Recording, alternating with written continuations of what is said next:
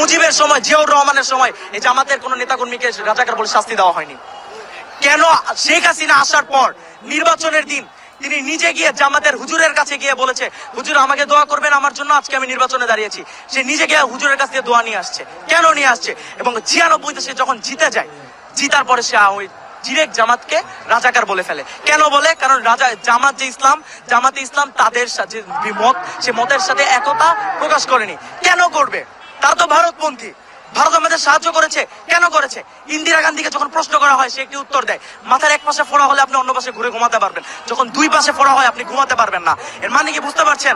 আপনার যখন দুই পাশে ইসলামিক রাষ্ট্র হবে তখন আপনি থাকতে পারবেন না। হিন্দুত্ববাদ আপনি ছড়াতে পারবেন না, পুরো বিশ্বে আপনি মঞ্চতে প্রকাশ করতে পারবেন না।